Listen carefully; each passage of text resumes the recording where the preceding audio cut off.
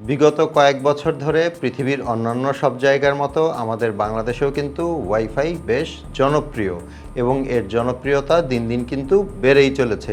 But তারপরেও কিছু মানুষের কাছে কমপ্লেইন পাই যে ভাই আমি আমার ওয়াইফাই থেকে ঠিকমতো স্পিড পাচ্ছি না। আজকের ভিডিওতে 5টা পয়েন্ট নিয়ে কথা বলবো। এগুলো যদি আপনি একটু ফলো করেন এবং মেনটেন করেন তাহলে আপনার ওয়াইফাই থেকে আগের থেকে একটু বেশি ভালো স্পিড পাবেন। হ্যালো ভিউয়ার্স, আসসালামু আলাইকুম। This is Imrul and welcome to my channel.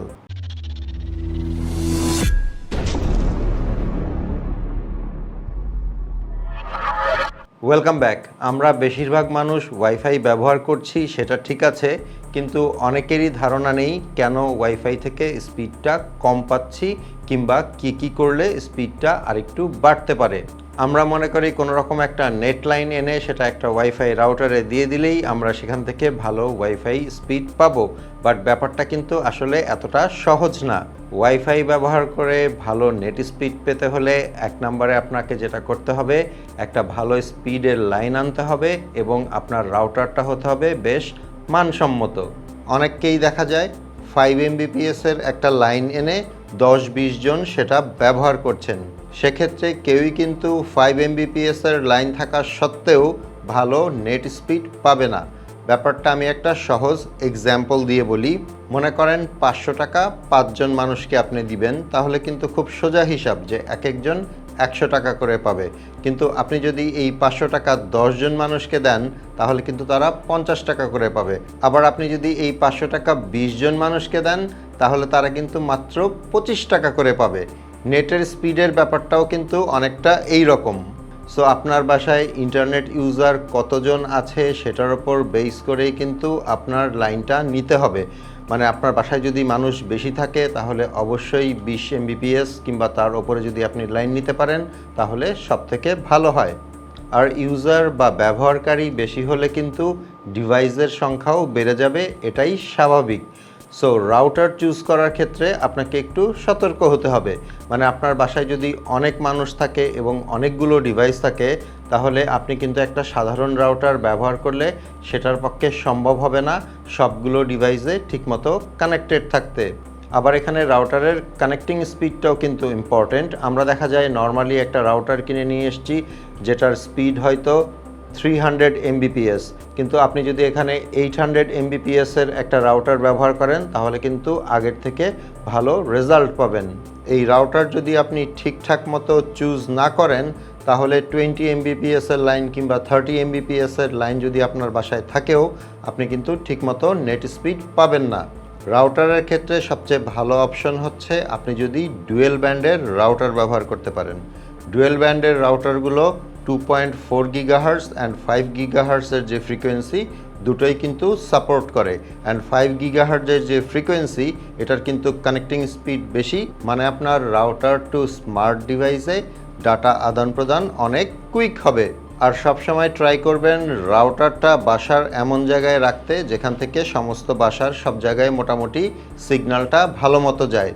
একটা জিনিস হয়তো খেয়াল করেছেন, আপনি যদি আপনার বাসা থেকে বের হয়ে যান একটু আশেপাশে গেলেও কিন্তু আপনাকে দেখায় যে আপনার ওয়াইফাই রাউটারে আপনি কানেক্টেড আছেন, কিন্তু এভাবে কানেক্টেড থাকলে কিন্তু আপনি নেট স্পিড প্রপারলি পাবেন না। আপনি রাউটারের যত কাছাকাছি থাকবেন এবং রাউটার থেকে ওয়াইফাই সিগন্যাল যত স্ট্রং পাবেন আপনার নেট স্পিডও কিন্তু তত ভালো পাবেন। সো ওয়াইফাই ব্যবহার করে ইন্টারনেট স্পিড ভালো পেতে হলে প্রথমত অবশ্যই আপনাকে একটা ভালো রাউটার ব্যবহার করতে হবে এবং আপনার নেট স্পিড ভালো থাকতে হবে। এরপর আসি 2 নাম্বার পয়েন্টে। আপনি হয়তো মনে করছেন আপনার ডিভাইস মাত্র 4টা ফর এক্সাম্পল, কিন্তু তারপরেও আপনি ঠিকঠাক মতো নেট স্পিড পাচ্ছেন না। বাট এমনটা কিন্তু হতেই পারে যে আপনার আশেপাশের কেউ হয়তো আপনার ওয়াইফাই পাসওয়ার্ড জেনে গিয়েছে এবং তারা আপনার অজান্তেই আপনার ওয়াইফাইটা ব্যবহার করছে। তো সেক্ষেত্রে ডিভাইসের সংখ্যা যেহেতু বেড়ে যাবে আপনি কিন্তু আপনার নেট স্পিড কম পাবেন। এখন কয়টা ডিভাইস আপনার ওয়াইফাই ব্যবহার করছে এটা বের করা কিন্তু খুব সোজা। কিছু রাউটারের নিজস্ব অ্যাপই আছে, ওই অ্যাপের মাধ্যমে আপনি কানেক্টেড ডিভাইস যেগুলো আছে সেগুলোকে দেখতে পারবেন কিংবা ব্লক করতে পারবেন। এছাড়াও গুগল প্লে স্টোরে একটা অ্যাপ পাবেন যেটার নাম হচ্ছে ফিং নেটওয়ার্ক টুলস। আপনি যদি গুগল প্লে স্টোরে গিয়ে সার্চ করেন ফিং নেটওয়ার্ক টুলস তারপরে এটা ইনস্টল করে নেন, তাহলে কিন্তু আপনি এখান থেকে আপনার ইন্টারনেটের স্পিড চেক করতে পারবেন। আপনার ডিভাইস ছাড়া অন্যান্য ডিভাইস আপনার ওয়াইফাই ব্যবহার করছে কিনা সেটা দেখতে পারবেন। আর এই অ্যাপ ব্যবহার করে কিংবা রাউটারের যেই পোর্টাল আছে সেটা ব্যবহার করে যদি দেখেন যে সত্যি সত্যি কেউ আপনার ওয়াইফাইয়ের পাসওয়ার্ড হয়তো জেনে গিয়েছে এবং তারা আপনার অজান্তে আপনার ওয়াইফাই ব্যবহার করছে, সেক্ষেত্রে আপনার উচিত হবে দ্রুত আপনার ওয়াইফাইয়ের পাসওয়ার্ডটা চেঞ্জ করে ফেলা। আর এই ওয়াইফাই রাউটারের পাসওয়ার্ড কিভাবে চেঞ্জ করতে হয় সেটা যদি আপনি না জানেন, তাহলে আপনার ওয়াইফাই রাউটারের মডেল নাম্বার দিয়ে ইউটিউবে সার্চ করলে কিন্তু অনেক টিউটোরিয়াল পাবেন। এছাড়াও যাদের কাছ থেকে আপনি নেট লাইনটা এনেছেন তাদেরকে রিকোয়েস্ট করলে তারা কিন্তু বাসায় এসে আপনার পাসওয়ার্ডটা চেঞ্জ করে দিয়ে যাবে। এরপর ওয়াইফাই রাউটার থেকে ভালো পারফরমেন্স পেতে হলে 3 নম্বরে যেটা করা উচিত সেটা হচ্ছে প্রায় আপনার রাউটারটা রিস্টার্ট দিবেন। রাউটারের মেইন পাওয়ারটা অফ করে দিবেন এবং 1-2 মিনিট পরে সেটা আবার অন করবেন। আমাদের এই ওয়াইফাই রাউটারগুলো কিন্তু দিনরাত 24 ঘন্টাই চলতে থাকে, সো মাঝে মাঝে রিস্টার্ট দিলে একটা ব্রেক হয়, রাউটারগুলো একটু রিফ্রেশ হয়। এরপর আসি 4 নাম্বার পয়েন্টে। দেখা যায় আমরা রাউটারটা কিনে ব্যবহার করছি, হয়তো 6 মাস হয়ে গিয়েছে, 1 বছর হয়ে গিয়েছে কিংবা তার চেয়ে বেশি হয়ে গিয়েছে, কিন্তু আমরা কখনো চেক করে দেখিনি কোনো রকমের কোনো ফার্মওয়্যার আপডেট এসছে কিনা। আমাদের স্মার্টফোনগুলোতে যেরকম বিভিন্ন অ্যাপসের আপডেট, সফটওয়্যার আপডেট আসে, এই রাউটারেও কিন্তু ফার্মওয়্যার ভার্সন আপডেট আসে। আর এজন্যই সবসময় ট্রাই করবেন আপনার রাউটারের ফার্মওয়্যার ভার্সন যেন আপ টু ডেট থাকে। এখন বলি 5 নাম্বার পয়েন্ট এবং তারপরে একটা বোনাস পয়েন্ট বলবো। 5 নাম্বারে যেটা আছে সেটা হচ্ছে রাউটারটাকে 6-7 মাস কিংবা 1 বছর পর, অথবা যদি দেখেন আপনার রাউটার ঠিকঠাক মতো পারফর্ম করছে না, সেক্ষেত্রে রাউটারটাকে রিসেট করে নেবেন। প্রতিটা রাউটারে দেখবেন রিসেট করার অপশন থাকে, হয় সেটা ফিজিক্যাল বাটন মানে বাইরের দিকে একটা বাটন থাকে যেটা চেপে ধরে রাখতে হয় 5 to 7 সেকেন্ডস, অথবা কোনো পিন দিয়ে সেটা চেপে ধরে রাখতে হয়। তো এভাবে যদি আপনি আপনার রাউটারটাকে রিসেট করে নেন তাহলে কিন্তু রাউটারটা আগের মতো ভালো পারফর্ম করবে।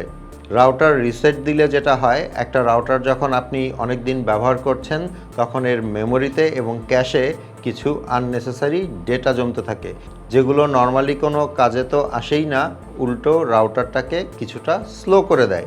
এখানে একটা জিনিস একটু মাথায় রাখতে হবে, সেটা হচ্ছে রাউটারটাকে রিসেট দিলে সেটা আবার নতুন করে কনফিগার করতে হবে।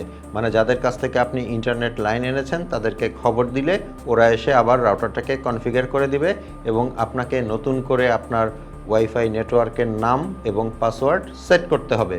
এখন বলি বোনাস পয়েন্টের কথা। আমাদের বেশিরভাগ মানুষের বাসায় যে লাইনটা এসেছে, মানে ইন্টারনেটের যে লাইনটা এসেছে, সেটা যদি ফাইবার অপটিকের না থাকে তাহলে কিন্তু ক্যাট 5 বা ক্যাট 6 কেবলের মাধ্যমে আসে। আর যারা এই নেট লাইন প্রোভাইড করছেন তারা কিন্তু সবসময় মানে সবাই খুব ভালো মানের এই কেবল দেন না। সো সম্ভব হলে 1-1.5 বছর পর পর এই কেবলটা যদি আপনি চেঞ্জ করিয়ে নিতে পারেন তাহলে কিন্তু বেটার রেজাল্ট পাবেন। আশা করি এই ব্যাপারগুলো আপনি যদি একটু মেনটেন করেন তাহলে আগের থেকে আপনার ওয়াইফাই ব্যবহারের এক্সপেরিয়েন্স অনেক ভালো হবে এবং আপনি ঠিকঠাক মতো ওয়াইফাই থেকে নেট স্পিড পাবেন।